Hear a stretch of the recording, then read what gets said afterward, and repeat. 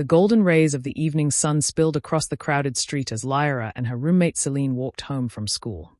Their bags swayed with each step, bouncing lightly against their backs. The market road was alive with chatter, shopkeepers pulling down shutters, food vendors setting up their stalls, and children weaving through the crowd with laughter trailing behind them. Lyra slowed to a halt, her gaze caught by something unusual. Leaning against a cracked wall was a young man dressed in torn, dusty clothes. His hair was unkempt, his face tired and hungry, yet he carried an air of quiet dignity that didn't quite fit the image of a beggar. His eyes, though dim with fatigue, held a strange intensity. "Celine," Lyra whispered, already rummaging through her school bag. "We should help him." Celine snorted, folding her arms. "Help who?" "That stranger by the wall. If you keep handing out coins to every street rat, you'll end up one of them yourself." Lyra frowned. "But he looks like he hasn't eaten in days." "Our rent is hanging over our necks," Celine shot back sharply. "Do you think the landlord will take pity on us if we say we gave our money away?" "Wake up, Lyra." Lyra hesitated. Celine was right, they were struggling. Their rent was overdue, and their shared apartment was already one late payment away from eviction. Yet her heart tugged insistently. Conscience weighed heavier than logic. With quiet resolve, she crouched down before the young man and pressed a few crumpled notes into his hand. "Please," she said softly, "get yourself something warm to eat." The man blinked in shock. For a moment, it seemed as though he couldn't believe the money was real. His lips parted, and in a low voice, he murmured, "Thank you, you don't know what this means." Celine rolled her eyes with exaggerated drama. "Honestly, you're hopeless. Too soft for this world. One day, someone will trick you and you'll regret it." Lyra stood, brushing off her skirt. "If he's lying, that's between him and God.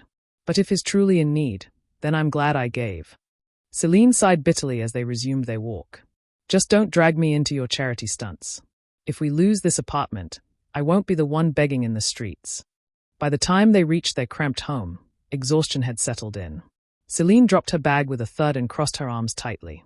"Where's your share of the rent, Lyra?" she demanded. "I don't have it yet," Lyra admitted quietly. "My parents promised to send it next month." Celine's voice rose, sharp and cutting. "So you gave away our rent money to some beggar we don't even know? What if he was a fraud? What if he just tricked you?"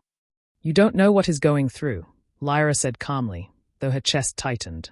"And I don't care," Celine snapped. "Everyone has problems. He should get a job like the rest of us." Lyra lowered her gaze, unwilling to argue further.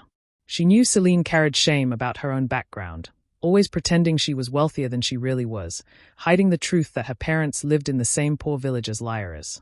That pride made her harsh, unwilling to show vulnerability. Celine pointed a finger firmly. "This is the last time I cover for you. Don't expect me to bail you out next month." "I understand," Lyra whispered. Celine stormed into the bathroom, leaving Lyra alone on the small bed. As she sat in silence, a pang of doubt crept in. Had her small act of kindness truly cost too much? Or had it just planted the seed of something she couldn't yet see? The next morning, Lyra rose before the sun. The sharp exchange with Celine still echoed in her head, but she tried to shake it off as she prepared for school. After slipping the last of their leftover rice and beans into a small plastic container, she tied her scarf firmly and set out. Her feet retraced the same path as yesterday, leading her back to the crumbling wall where she had first seen the young man. Her heart skipped when she spotted him. He was still there, seated in the same place, his thin frame hunched, eyes staring at the ground. But when he noticed her approach, something lit up inside him. His entire face brightened with unexpected joy. "You came back?" he asked, sitting up straighter. Lyra smiled and extended the container of food. "Yes, I brought you something to eat." His hands trembled slightly as he accepted the meal. Thank you so much," he whispered, his gratitude raw and unpolished. He opened the container with care, as though it contained treasure, and began eating slowly, savoring each mouthful. Watching him, Lyra realized just how long it had been since he'd tasted a proper meal. After a while, he wiped his mouth with the back of his hand and looked up at her. "My name is Darren," he said quietly. "I'm an orphan." Lyra's chest tightened. "I'm sorry, Darren. That must be so difficult." He nodded. "I lost my parents when I was small. I grew up in an orphanage, but once I turned 18, I had to leave. Since then, it's been rough. No one wants to hire me, and every door I knock on is closed. Lyra shook her head slowly. That's so unfair. I wish I could do more. You already have, he said with a faint smile. Yesterday you gave me money. Today, food. You've treated me like I'm human. That's more than most people have done. Her cheeks warmed, and she looked away. I don't have much, but I'll bring you food whenever I can. Darren's eyes glistened with something more than gratitude. That's more than enough. She stood and brushed off her skirt. I should go, or I'll be late for class. Please be careful. As long as you keep coming back, he replied softly. I'll be fine. As she walked away, she felt something stir inside her, a connection she couldn't quite explain. They were strangers, yet it felt as though an invisible thread had been tied between them. That evening, the small apartment shook under Celine's stormy mood. She slammed her bag on the table, flung open cupboards, and spun on Lyra with an accusing glare. Why is all the food disappearing so quickly? Celine demanded. We've been eating it, Lyra replied calmly. Eating it? Celine scoffed. I barely eat at home. Don't lie to me, Lyra. Are you sneaking food to that beggar again? Anger flashed across Lyra's face. Don't call him that. His name is Darren. Celine laughed coldly. His name? So now he's your friend. What's next? You'll bring him home to live with us. He's a human being, Lyra said firmly. If life had been kinder, he'd be in school like us. Stop looking down on people. Celine sneered. He's just lazy. If he had ambition, he'd find work instead of waiting for pity from soft-hearted girls like you. Lyra held her ground, her voice steady. Not everyone gets the same opportunities. You should know that. But Celine wasn't listening. She leaned in, lowering her voice conspiratorially. Since you're so broke, I have a plan. Let's go see Chief. He adores young girls like us. With him, we'll have money, food, clothes, everything. Lyra's eyes widened in horror. Never. I will never do such a thing. Don't be naive, Celine pressed. You're babysitting a beggar while we can't even pay rent. Pride won't feed you, Lyra. I was raised differently, Lyra replied firmly. I'm keeping myself for the man I'll marry. I won't sell myself for comfort. Celine scoffed cruelly. Keep deceiving yourself. You'll regret it. She turned away, her phone already in her hand, fingers flying over the keypad. Lyra knew exactly who she was texting.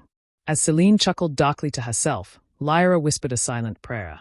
Whatever came next, she knew she couldn't walk Celine's path. No matter how hard things became, she would choose dignity over shortcuts. The next day arrived bright and warm, and Lyra once again carried a small parcel, beans and boiled yam she'd managed to scrape together from their thinning supplies. She no longer cared if Celine discovered her secret. Something in her heart insisted this mattered. When she reached the familiar corner, Darren was there, back against the wall, gaze far away. The moment he saw her, his face lit like a lantern in dusk. You came back, he said, surprised and relieved. I told you I would, Lyra replied, pressing the food into his hands. He received it carefully, like a precious gift, and ate in measured bites, savoring. She sat on a nearby stone and watched, noticing details others would miss. How he kept his posture straight despite the torn shirt, how his eyes remained clear and steady, how gratitude softened the lines of hunger around his mouth. After he finished, she asked, Can I ask you something? You said you didn't go to school, but you speak so well. Darren laughed lightly. You learn faster when the world is your classroom. I listened, on buses, in markets, outside offices. People teach without knowing they are teaching. That's a gift, Lyra murmured. Where do you sleep? She ventured, almost afraid to hear the answer. In an unfinished building a few streets away, he said. It's not comfortable, but it's dry when it rains. Lyra's stomach twisted. That's dangerous. He offered a half smile. Danger is an old acquaintance of mine. But I'm stubborn, I plan to outlive it. They shared a laugh that dissolved into a thoughtful quiet. When Lyra rose to leave, he tapped his chest gently. What you bring me isn't just food, he said. It reminds me I'm still human. By evening, the apartment air was thick with tension. Cupboard doors clattered as Celine checked shelves, her face darkening. Why is everything almost gone? She snapped. We've been eating it, Lyra answered, knowing exactly where this was headed. Don't insult me, Celine shot back. You're giving food to that boy. His name is Darren, Lyra said evenly. Please stop dehumanizing him. Celine's laugh was sharp. Look at you, charity queen. The world will chew you up. Lyra looked her roommate in the eye. Kindness isn't weakness. Celine folded her arms, then leaned in as if sharing a clever secret. There's an easier way than this struggle. One phone call to Chief and we never worry about rent again. No, Lyra said, the word firm as iron. Not that. Celine rolled her eyes and retreated to her phone, thumbs flying. Lyra turned away and whispered a quiet prayer for courage. 2 days later, disaster struck.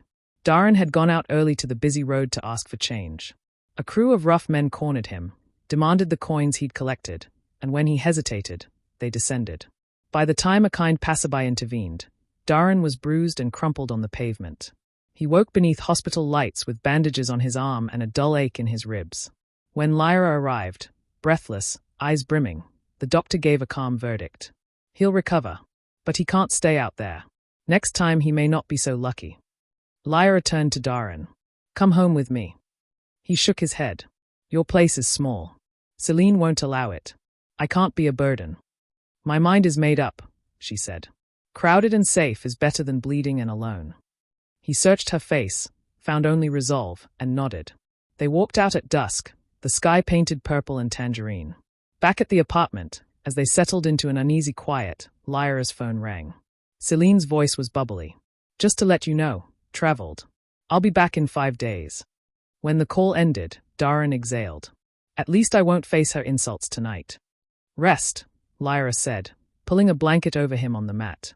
We'll figure the rest out later. The following afternoon, Lyra returned from campus with worry clouding her eyes. My school fees, she murmured. I'm not cleared. I thought your parents help, Darren said gently. They tried, she sighed. But the harvest failed. They are barely eating. Darren lifted an arm theatrically, a mischievous spark in his gaze.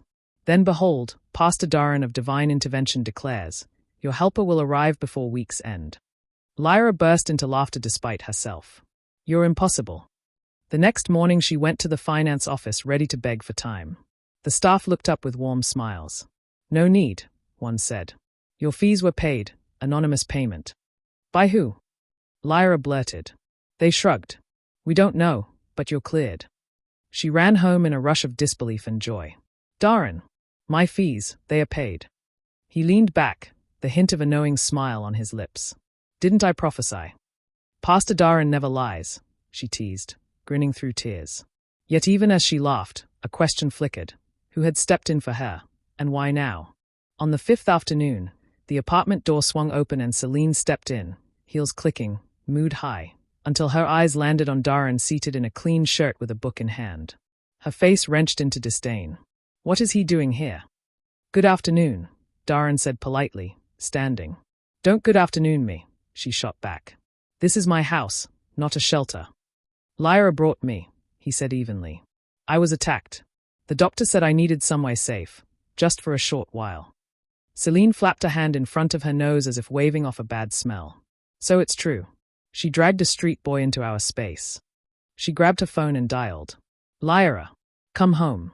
Now. Lyra arrived in a rush, chest heaving.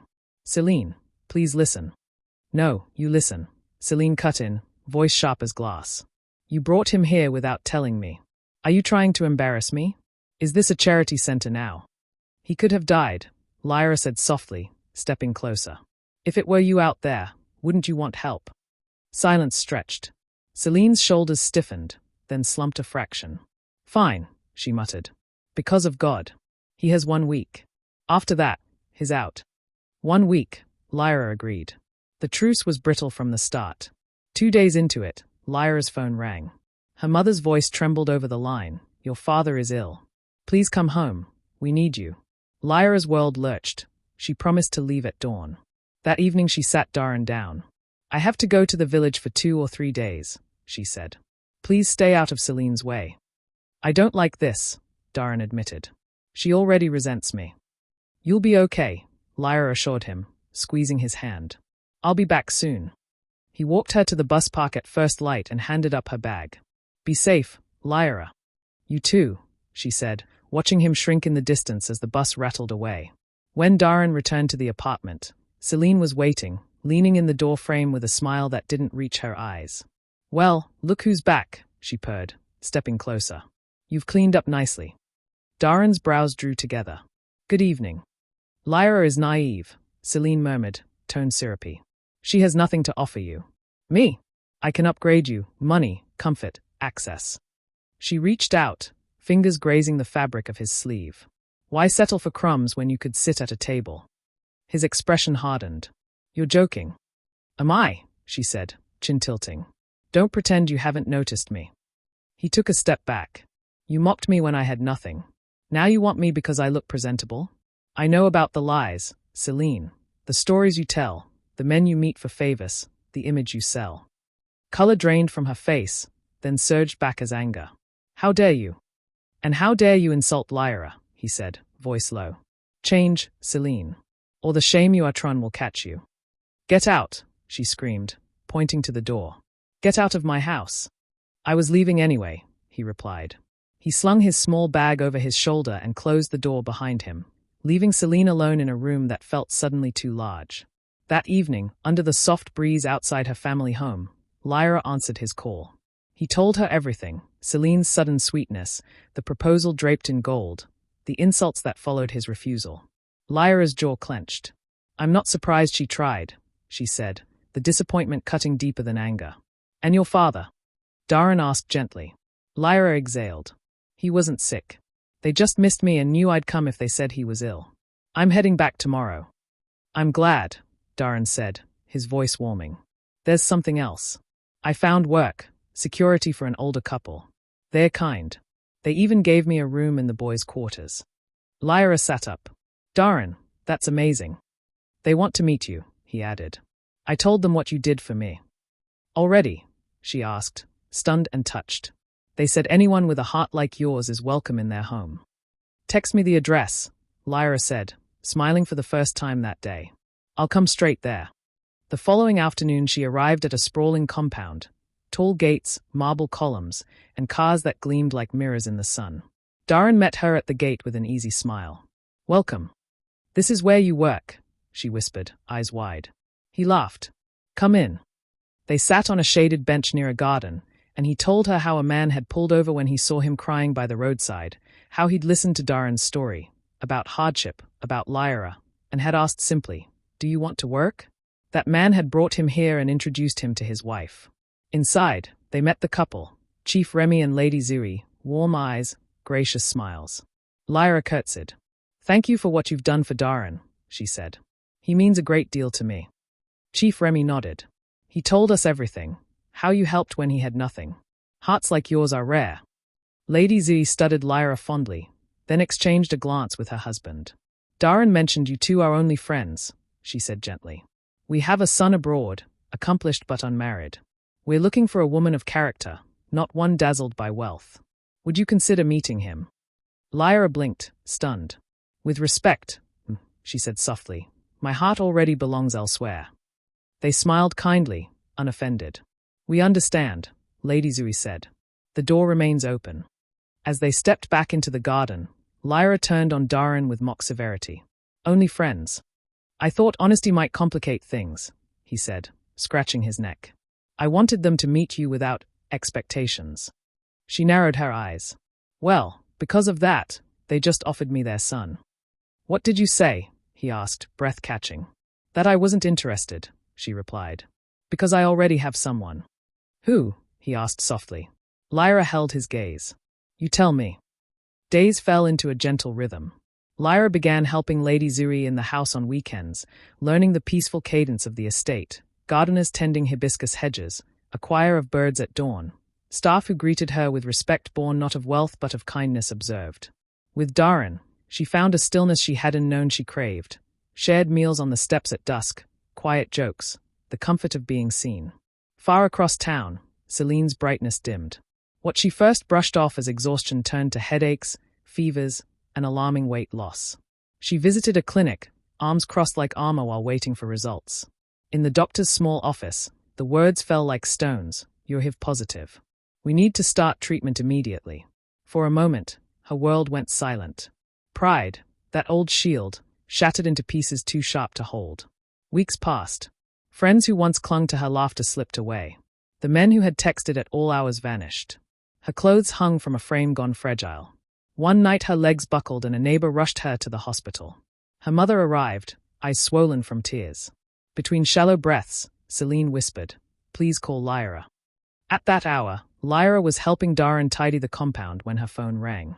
She hurried to the hospital, the fluorescent hallways humming like a distant storm. When she stepped into the ward and saw Celine, a pale shadow of the fierce girl she'd lived with, her breath hitched. "Lyra," Celine murmured, lips trembling. "You came." "Of course I came," Lyra said, pulling a chair close. "I mocked you," Celine whispered. "I mocked everything good. And now, look at me." Tears welled. "Pray for me. Ask God to forgive me." "I forgave you long ago," Lyra replied, squeezing her hand. She bowed her head and prayed softly until Celine's breathing evened, tears slipping from the corners of her eyes. In that small room, pride and pretense stripped away, only mercy remained. Lyra left the hospital heavy with sorrow but strangely steady. She crossed the quiet compound of Chief Remy and Lady Zuri, the gardens silvered by moonlight, and stepped into the main house at Darren's request. The living room flooded with daylight through tall windows. In the center stood Darren, no longer in plain clothes but in a tailored navy suit, posture assured, presence luminous.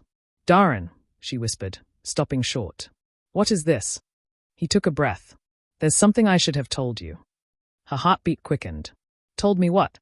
"I was never truly destitute," he said gently. "My parents died, yes, but I was adopted by Chief Remy and Lady Zuri. They raised me as their own. I left the comfort of this house to search for something money can't purchase, sincerity. I wanted to know if honest love still existed, if anyone would look at me and see a person rather than a name or a bank account." Lyra went still, a dozen memories flashing like lanterns down a corridor. The wall where she first saw him, the tremor in his hands receiving food, the stubborn dignity he never surrendered. "So you chose the streets." "For a time," he admitted. "Until I found you." She looked away, wrestling with the reveal. "You should have told me." "I wanted to, but I was afraid," he said, taking a step closer. "When my parents met you, they agreed to let me tell you when I was ready. Even the talk about their son abroad, they were feeling you out, measuring your heart. The son, Lyra, is me." Her eyes flew to his. "You're their son." "I am," he said. "And what I felt for you, what I feel, was never a lie." He dropped to one knee, drawing a velvet box from his pocket. "Lyra," he said, voice warm and steady, "you fed me when I had nothing to offer. You gave me shelter, dignity, and hope. You loved me, or at least stood beside me, at what you believed was my lowest. Let me spend the rest of my life loving you at my highest. Will you marry me?" Tears filled her eyes. The room held its breath. Slowly, she nodded. "Yes." He slid the ring onto her finger and rose. Chief Remy and Lady Zuri appeared in the doorway, faces bright with joy. "Welcome to the family, Lyra," Lady Zuri said, embracing her. Chief Remy clasped Darren's shoulder. "You chose well, son." Months later, their wedding drew both the esteemed and the overlooked, market women with bright head wraps, men in crisp egbadas, neighbors from the old street who remembered Lyra's kindness and Darren's quiet smile. The girl who once stretched leftover rice now wore peace like a crown. People who mocked learned to admire. Those who ignored found themselves applauding as vows laced faith with promise. Celine, thinner but alive, watched a recording from her hospital room, hands folded over a blanket. Lyra had visited again, leaving fruit, a wrapped devotional, and a note: "Mercy isn't about deserving. It's about who we choose to be." Celine closed her eyes and whispered a faltering thank you to a god she had long held at arm's length. In the years that followed, Lyra and Darren built a life threaded with the same simplicity that first bound them. Meals shared with staff, scholarships set up quietly at the orphanage Darren once knew, envelopes slipped to students with fees due and no one to pay. They never forgot the wall where a hungry man sat and a young woman paused. They never forgot the lessons stitched in every turn. True wealth is character, and love is richest when it looks beyond appearances and stays. And on certain evenings, when the light turns amber and the city hum softens, Darren still jokes about Pastor Darren's bold prophecies. Lyra laughs, slipping her hand into his. And somewhere in that laughter, the old ache of hunger becomes the full, warm bread of home.